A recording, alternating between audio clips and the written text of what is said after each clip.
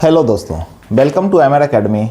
आज हम लोग क्लास 10th के हिस्ट्री चैप्टर का अगला पार्ट, चैप्टर 1 का अगला पार्ट पढ़ने वाले हैं। इससे पहले हम लोगों ने 2 चैप्टर पढ़ लिया है, यूरोप में राष्ट्रवाद और दूसरा हमारा टॉपिक था इटली का एकीकरण।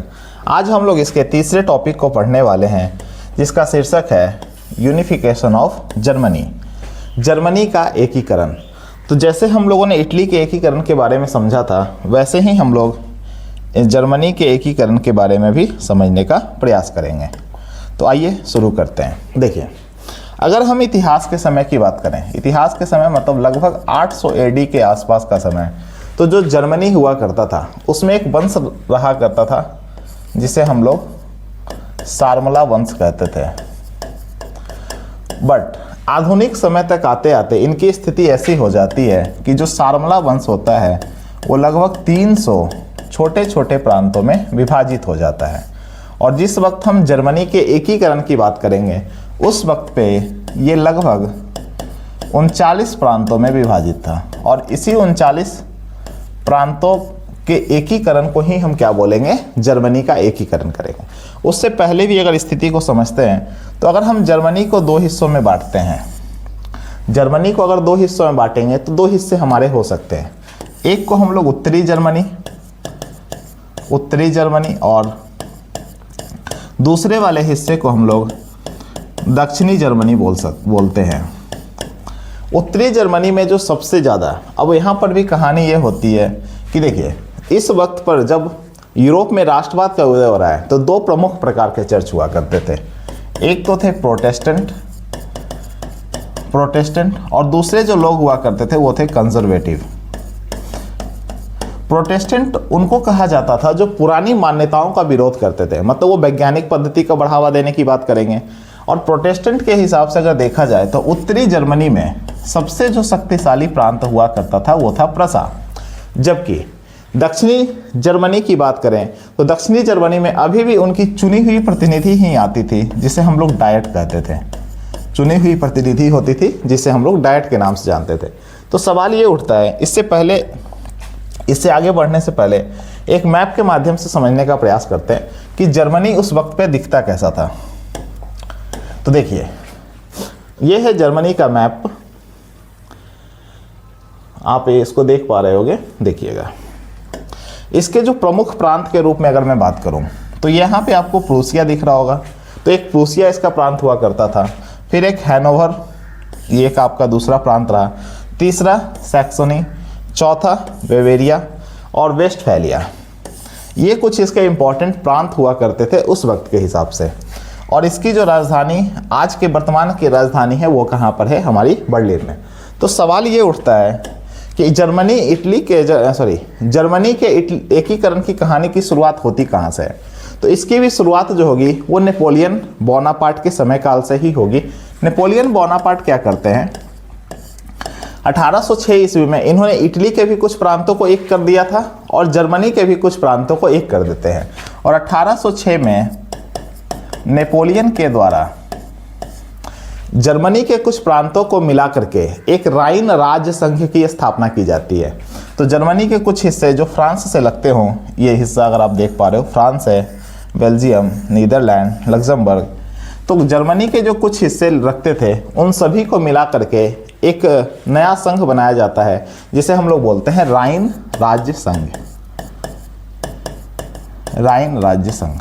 लेकिन जैसा कि आप सभी लोग जानते हैं, नेपोलियन बोनापार्ट की मृत्यु हो जाती है 1815 में। और 1815 में इनकी मृत्यु के बाद जो एकीकरण की प्रक्रिया है वो काफ़ी धीमी हो जाती है। बट ऐसा भी नहीं था कि ये बिल्कुल धीमा पड़ गया था। फिर हम लोग इसके बारे में ये देखेंगे कि जब 1830 की क्रांति हो रही तो उसका क्या प्रभाव जर्मनी पे पड़ रहा है, और 1848 की जब क्रांति हो रही है फ्रांस के अंदर, तो क्या उसका कोई प्रभाव जर्मनी पे पड़ रहा है या नहीं। तो देखिए, इसको समझने से पहले हम आगे बढ़ते हैं और देखते हैं कि जर्मनी के एकीकरण में कुछ ऐसे व्यक्ति भी थे, जैसे भारत के, अगर आप स्वतंत्रता की बात करोगे तो भारत के स्वतंत्रता में भी बहुत सारे लोगों ने अपने योगदान दिया है। तो उसी प्रकार से जर्मनी के एकीकरण में भी काफ़ी सारे लोगों का योगदान था, जिसमें हम प्रथम व्यक्ति के रूप में अगर देखेंगे तो हीगल कांट हीगल कांट, ये कौन है भाई? तो इनके बारे में ये होता था, इन्होंने जर्मनी के ऐतिहासिक द्वंद्व के बारे में इन्होंने जर्मनी के लोगों को बताया। इन्होंने ये भी बताया कि ऐतिहासिक द्वंद्व मतलब जर्मनी का भी एक पास्ट हिस्ट्री रहा है और जर्मनी के लोगों ने भी बहुत समय पर अच्छे अच्छे युद्ध लड़े, उन्होंने दुनिया को बहुत कुछ दिया है। तो उनके ऐतिहासिकों के बारे में ये हीगल कांट के द्वारा बताया जाता था और इनके जो माने जाते हैं कि इनके जो बिस्मार्क थे वो भी इनके विचारों से प्रभावित थे। तो बिस्मार्क स्वयं जो है इनके विचारों से प्रभावित होते हुए आपको दिखेंगे आगे चल के। अच्छा, अगर मैं इसको उदाहरण से समझाने का प्रयास करूं तो जैसे देखो, भारत की स्वतंत्रता की लड़ाई में ना एक व्यक्ति का नाम आता है जिनका नाम है स्वामी दयानंद सरस्वती। स्वामी दयानंद सरस्वती जी ने भी क्या किया था, एक नारा दिया था जिसका अगर आप लोगों को याद हो तो वो नारा था वेदों की ओर लौटो। तो वो वेदों की ओर लौटो की बात क्यों कर रहे थे, उनके पीछे उनका मकसद क्या था? तो वो इस भारतीयों को समझाना चाहते थे कि तुम्हारा भी इतिहास एक समय पे क्या था, गौरवशाली इतिहास था, तो तुम भी अपने इतिहास को रिवाइव करो। उसी तरह का काम किनके द्वारा किया जा रहा है? हीगल कांट के द्वारा किया जा रहा है। दूसरे जो व्यक्ति थे उनका नाम था हमबोल्ट। दूसरे जो क्रांतिकारी या जिसको योगदान के रूप में हम देख सकते हैं तो वो थे हमबोल्ट। उन्होंने जर्मनी के पुराने जर्मन पास्ट हिस्ट्री के बारे में बताया था कि आपका भी इतिहास गौरवशाली है और इस तरह के माध्यम से वो जर्मनी के लोगों में क्या कर रहे थे, राष्ट्रवाद की भावना का विकास कर रहे थे। इसमें जो तीसरे व्यक्ति का नाम आता है वो थे हमारे अंडर्ट साहब। अंडर्ट साहब कविताओं के माध्यम से क्या कर रहे थे, इन्होंने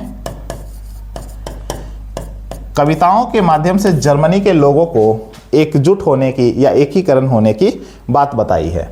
और अगर चौथे व्यक्ति के रूप में देखा जाए तो जैकब ग्रीम जो है उन्होंने क्या किया, उन्होंने भी जर्मन की पास्ट हिस्ट्री को बताने का प्रयास किया था, जर्मन पास्ट हिस्ट्री। ठीक है। दूसरे अगर इसके अगले व्यक्ति के रूप में बात की जाए तो बहुत सारे विद्यार्थी और बहुत सारे शिक्षकों ने मिलकर एक संस्था भी बनाई थी जिसे बोला जाता है ब्रूसेनसॉफ्ट। तो बहुत सारे विद्यार्थी थे और बहुत सारे शिक्षक टीचर्स ने मिल करके एक संस्था बनाते हैं जिसका नाम है ब्रूसेनसॉफ्ट।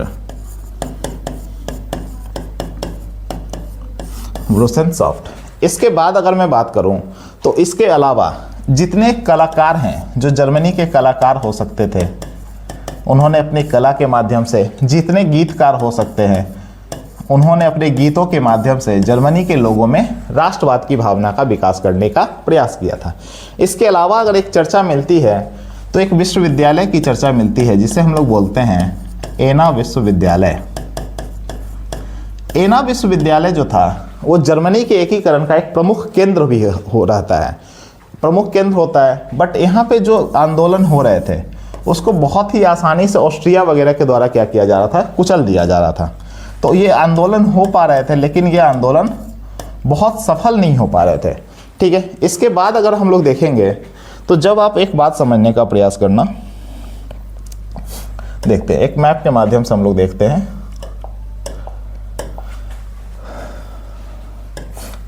देखिएगा, जब 1830 में फ्रांस के अंदर विद्रोह हो रहा है ना, तो उसका प्रभाव आपको जर्मनी के अंदर भी देखने को मिलेगा।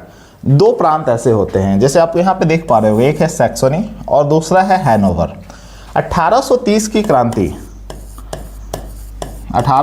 की क्रांति जब फ्रांस के अंदर हुई है तो यहाँ पर भी अच्छा राष्ट्रवाद की भावना का विकास में इन सभी लोगों का काफ़ी ज़्यादा योगदान होता है।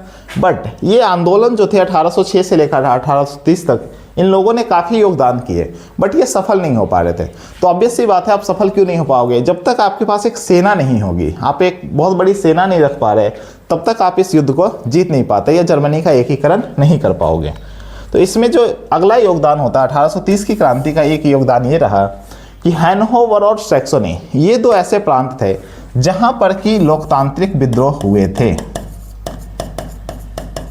यहाँ इन दोनों प्रांतों में लोकतांत्रिक विद्रोह होते हैं। बट ये अभी भी मैंने क्या बोला, ये बहुत ज़्यादा शक्तिशाली नहीं था। तो जब बहुत ज़्यादा शक्तिशाली नहीं होगा, इनके पास कोई बहुत बड़ी आर्मी नहीं होगी, तो इसे आसानी से क्या किया जाएगा, कुचल दिया जाएगा।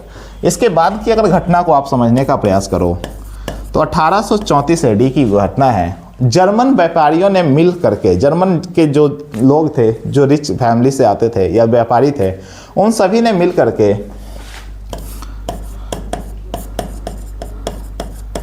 जर्मन व्यापारियों ने मिल करके एक ज़ालबेरिन नामक संस्था का निर्माण किया था। और यही संस्था हम आगे देखेंगे कि जर्मन के एकीकरण में भी योगदान निभाती है। यहाँ तक चला। उसके बाद जब 1848 में पुनः फ्रांस की क्रांति होगी, तो आप सभी लोग जानते हो कि 1848 की जो क्रांति हुई थी उसमें जो ऑस्ट्रिया के राजा थे, ऑस्ट्रिया के राजा कौन थे? मेटरनिक। वो अपनी गद्दी छोड़ करके क्या होते हैं? भाग जाते हैं। बट 1848 में जर्मनी के अंदर एक घटना घटती है, जैसे पुराने संसद की एक सभा बुलाई जाती है। पुराने संसद की सभा बुलाई जाती है फ्रैंकफर्ट में। और फ्रैंकफर्ट में जब सभा बुलाई जाएगी तो उस समय प्रूसिया के जो राजा होते हैं, आप लोग ये बताएंगे कि प्रूसिया का उस समय राजा कौन था? प्रूसिया का राजा उस समय हुआ करता था फ्रेडरिक विलियम। फ्रेडरिक विलियम उस समय के राजा हुआ करते थे। अब ये तो निश्चित हो गया था कि कोई और व्यक्ति, कोई और इतना पावरफुल नहीं था जो कि इस जर्मनी का एकीकरण कर सकता था। केवल प्रूसिया ही एक ऐसा प्रांत हो सकता था जो कि इस जर्मनी के एकीकरण में आगे आ सकते थे या योगदान दे सकते थे।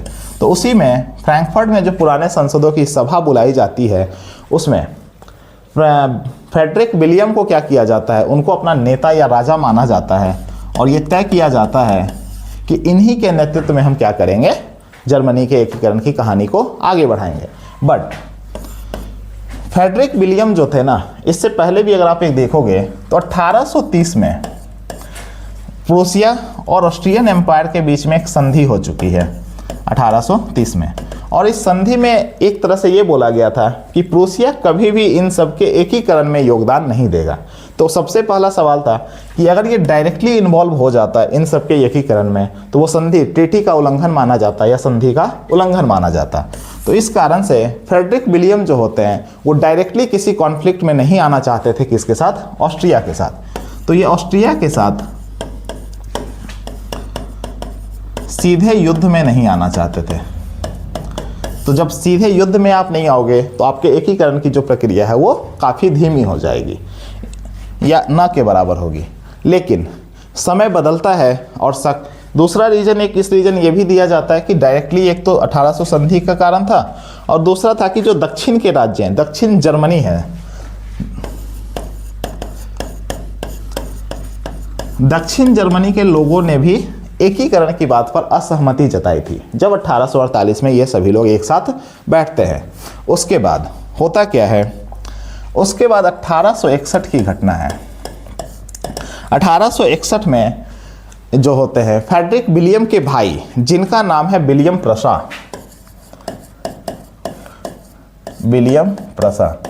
ये गद्दी पर बैठते हैं, यानी कि ये प्रसा के राजा बनते हैं। और ये जब राजा बनते हैं तो ये चाहते थे कि जर्मनी का एकीकरण हो और इन्होंने अपने समय काल में जर्मनी में औद्योगिक क्रांति का विकास काफ़ी तेज़ी से किया था। औद्योगिक क्रांति का विकास किया इन्होंने। अपने देश के अंदर इंफ्रास्ट्रक्चर, जितनी भी आधारभूत संरचनाएं हो सकती थी उनको विकास करने का प्रयास किया। जितने भी इंफ्रास्ट्रक्चर हो सकते थे उन सबको विकास करने का प्रयास किया। बट अभी भी जर्मनी के एकीकरण की प्रक्रिया की शुरुआत नहीं हुई थी। तो होता क्या है, इसमें इन्होंने एक ऐसे व्यक्ति को इनको चुनना था जो कि जर्मनी के एकीकरण में योगदान दे सके। जैसे आपने इटली का एकीकरण पढ़ा होगा, तो इटली के एकीकरण में जो व्यक्ति होते हैं वो कॉन्टकेवर होते हैं, जो वहाँ के प्रधानमंत्री के पद पर नियुक्त किए जाते हैं। तो विलियम प्रसा ने अपने प्रधानमंत्री के रूप में एक व्यक्ति को नियुक्त किया जिनका नाम था ऑटोमन बिस्मार्क।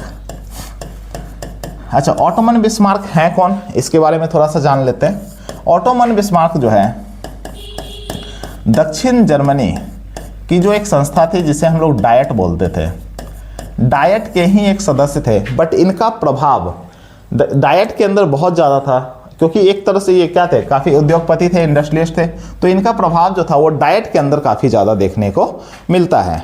ये चीज़ हुआ था। अब ऑटोमन बिस्मार्क जो थे वो भी डायरेक्टली क्या कर सकते थे, उनको ये बात तो अच्छे से पता थी अगर कि जर्मनी का एकीकरण करना है तो जर्मनी का एकीकरण एक ही शर्त पे संभव हो सकता है, जब आप अपनी सेना की संख्या को बढ़ाओगे। और सेना की संख्या को बढ़ाने के लिए तो सबसे पहले इन्होंने सेना की संख्या को कैसे बढ़ाया, इसके देखते हैं। इनके द्वारा एक नीति लाई जाती है blood and iron policy, blood and iron policy, लौह एवं रक्त की नीति, जिसे हम लोग बोलते हैं लौह एवं रक्त की नीति।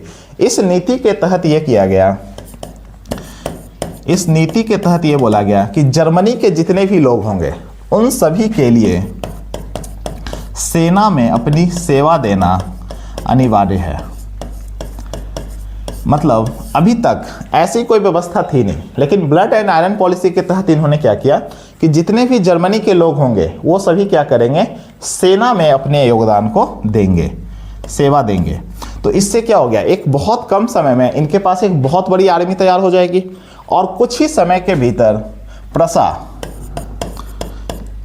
जो था वो इतना शक्तिशाली हो गया कि वो ऑस्ट्रिया के बराबर लगभग आ चुका था। लेकिन अभी भी ये डायरेक्टली किसी कॉन्फ्लिक्ट में आने से बचना चाह रहे थे।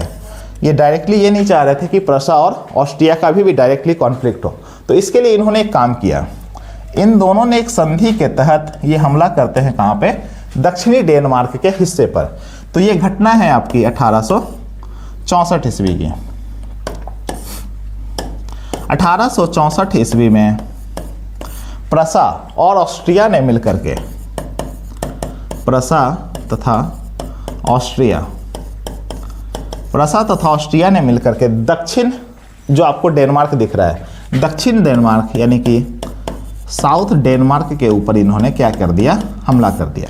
और हमला करने के दौरान दो प्रांत, जिसमें पहला था स्लेस्विग और हॉलस्टीन, दो प्रांत हैं स्लेस्विग और हॉलस्टीन, ये दोनों प्रांत क्या होते हैं, कब्जा कर लिए जाते हैं। तो अब सवाल ये था कि इन दोनों पे किसका वर्चस्व हो। तो स्लेस्विग मिलता है किसे, प्रसा को, और होलस्टीन दिया जाता है ऑस्ट्रिया को। अच्छा, दूसरी बात, ऑटोमन बिस्मार्क जो थे वो बहुत अच्छे कूटनीतिज्ञ थे। उनको ये बात बहुत अच्छे से मालूम थी कि होलस्टीन जो है वो ऑस्ट्रिया के पास बहुत लंबे समय तक तो नहीं रहने वाला। कारण क्या था, होलस्टीन में जो लोग रहते थे वो ज़्यादातर किस भाषा के बोलने वाले थे, जर्मनी भाषा के बोलने वाले लोग थे।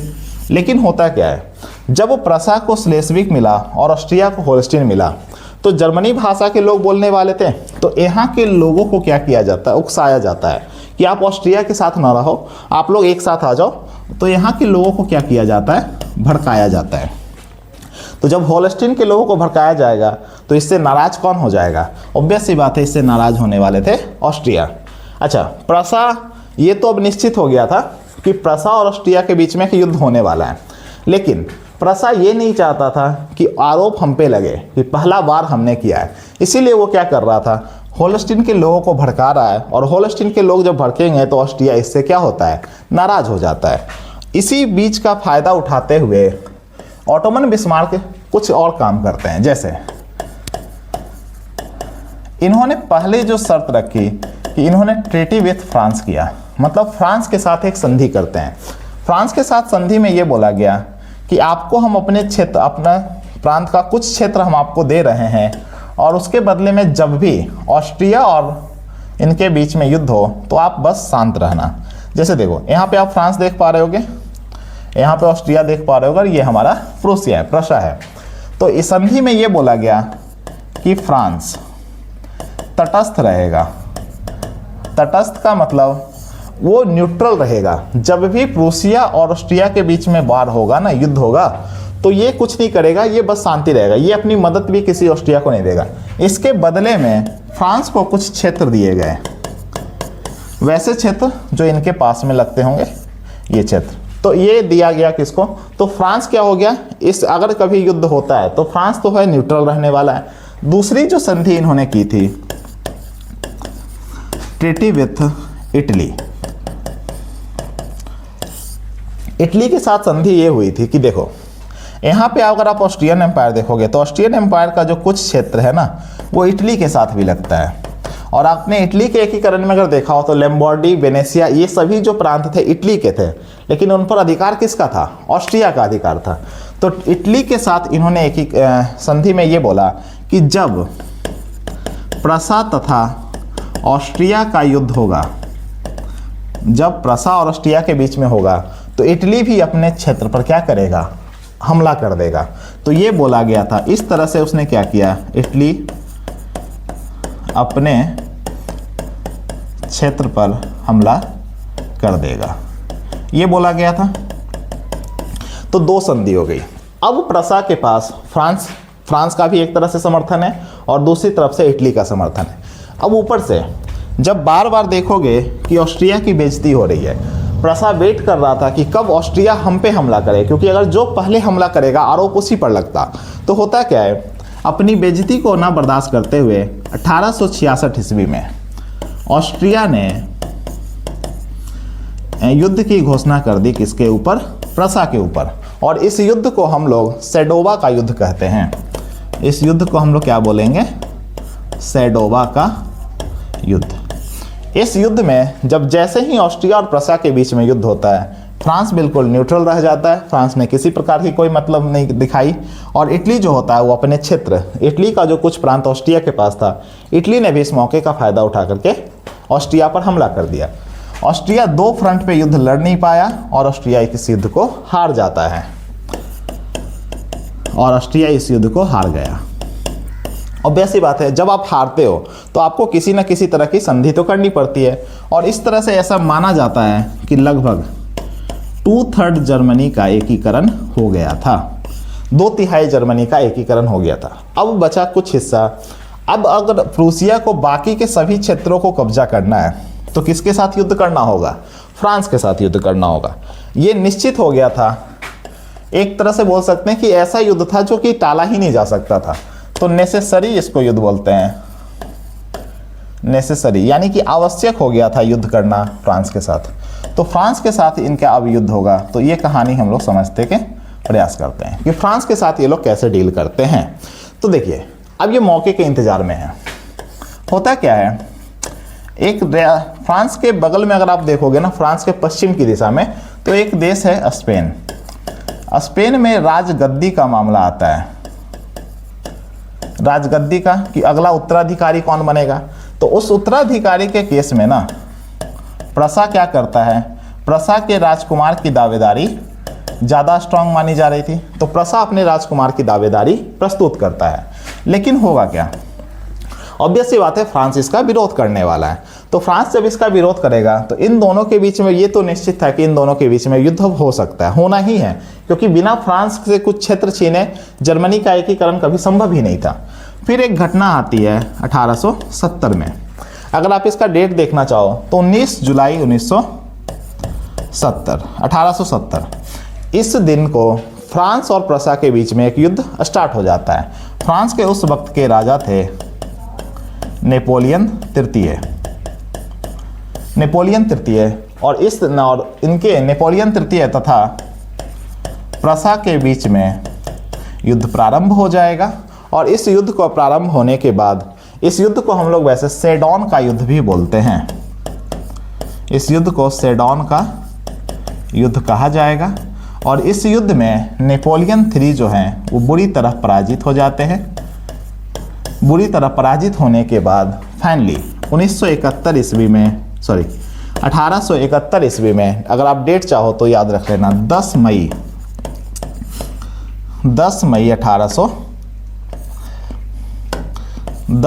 1871 ईस्वी को ये युद्ध समाप्त होता है। और इस युद्ध में प्रसा की जीत सुनिश्चित कर दी जाती है। और इस जीत में एक संधि साइन की गई थी जिसे हम लोग बोलते हैं फ्रैंकफर्ट की संधि। और इस संधि के तहत ही प्रसा जो है वो पूरे जर्मनी के एकीकरण करने में सफल हो जाता है। और हम ये बात 1871 ईस्वी में जो जर्मनी के एकीकरण है, जर्मनी के एकीकरण की प्रक्रिया पूरी हो जाती है। तो इस तरह से हमने देखा कि जर्मनी का एकीकरण किस प्रकार से हो रहा है। एक बार इसे रिकॉल करते हैं और 5 मिनट के अंदर इसे समराइज करने का प्रयास करते हैं। देखिएगा, ओके, हमने 5 मिनट के अंदर इसे समराइज करना है, तो हम इसको समझते हैं।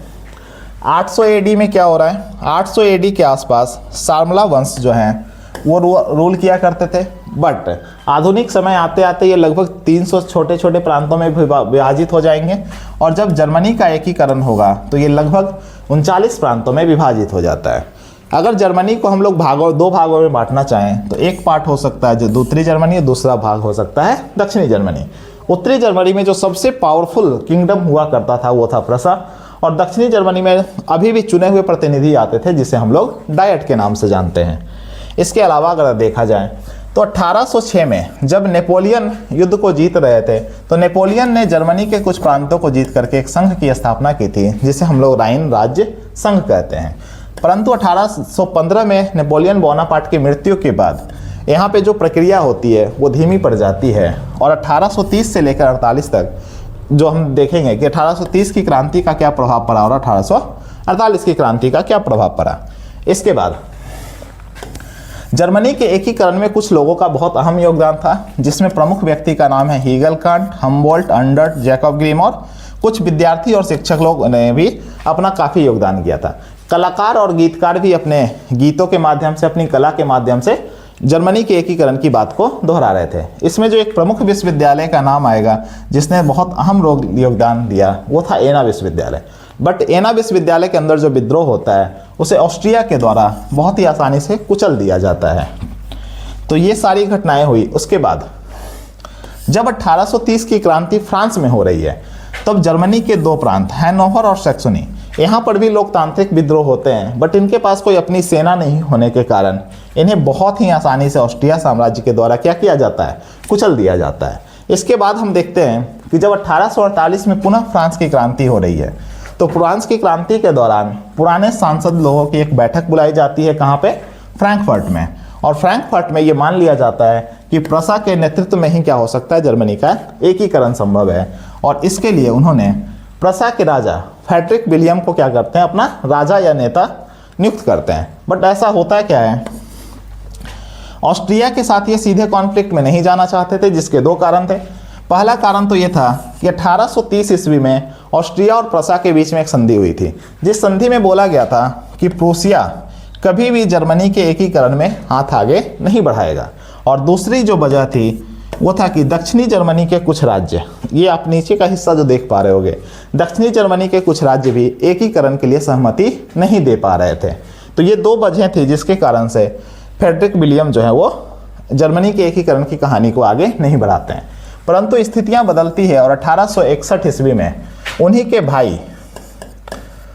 के भाई जिनका नाम है विलियम प्रसा, वो गद्दी पर बैठते हैं। और उन्होंने गद्दी पर बैठने के साथ ही अपने देश के अंदर औद्योगिक क्रांति का विकास तेजी से किया। जब औद्योगिक विकास तेजी से हुआ तो वहाँ पे संरचना और इंफ्रास्ट्रक्चर का विकास भी काफ़ी तेजी से होता है, और स्थिति ये आ जाती है कि जर्मनी और प्रसा लगभग दोनों बराबर लेवल पे आ जाते हैं। इसके बाद वहाँ के प्रधानमंत्री, उन्हें एक कूटनीतिज्ञ की आवश्यकता थी जो जर्मनी के अंदर क्या करते हैं, सेना की संख्या को बढ़ा सके। इसके लिए उन्होंने ऑटोमन बिस्मार्क को क्या किया, वहाँ का नया प्रधानमंत्री नियुक्त करते हैं। और ऑटोमन बिस्मार्क के द्वारा एक नीति लाई जाती है जिसे हम लोग क्या बोलेंगे, ब्लड एंड आयरन पॉलिसी। इस नीति के तहत जर्मनी में सभी व्यक्तियों को सेना में सेवा देना अनिवार्य घोषित कर दिया जाता है, जिसके बाद जर्मनी की जो प्रसा होते हैं, प्रसा में सेना की संख्या में काफ़ी वृद्धि हो जाती है। और अब ये निश्चित हो गया था कि जर्मनी, अब प्रसा जो था इस जर्मनी के एकीकरण की कहानी को आगे बढ़ा सकता था। इसके लिए उन्होंने पहले क्या किया, जो दक्षिणी डेनमार्क का हिस्सा है, दक्षिणी डेनमार्क के दो हिस्से स्लेस्विग और होल्स्टीन, पर इन दोनों ने, प्रसा और ऑस्ट्रिया दोनों ने मिल करके क्या करते हैं, हमला कर देते हैं। जिसमें स्लेस्विग, अगर आप यहाँ पे देख पा रहे हो तो स्लेस्विग और ये होल्स्टीन है। तो स्लेस्विग पर किसका अधिकार हो जाता है, प्रसा का, और होल्स्टीन पर किसका अधिकार हो जाता है, ऑस्ट्रिया का। इसके बाद होल्स्टीन पर अधिकार जरूर हो गया था, बट होल्स्टीन में अभी भी जर्मन भाषा बोलने वाले लोगों की संख्या अधिक थी। जिससे होता क्या है, जिसका फायदा उठाकर के ऑटोमन बिस्मार्क ने क्या किया, होल्स्टीन के लोगों को भड़का दिया। और जब होल्स्टीन के लोगों को भड़काया गया तो ऑस्ट्रिया इससे नाराज हो जाता है, और ऑस्ट्रिया नाराज हुआ तो ये निश्चित था कि अब इन दोनों के बीच में एक युद्ध होने वाला है। इसके लिए उन्होंने क्या किया, फ्रांस के साथ एक पहले ही संधि कर लेते हैं। फ्रांस के संधि में ये बोला गया था कि जब भी प्रूसिया और ऑस्ट्रिया के बीच में युद्ध होगा तब फ्रांस बिल्कुल न्यूट्रल रहेगा। फ्रांस उसमें अपनी कोई सेना ऑस्ट्रिया की मदद के लिए नहीं भेजेगा, यानी कि युद्ध में वो शामिल नहीं होगा।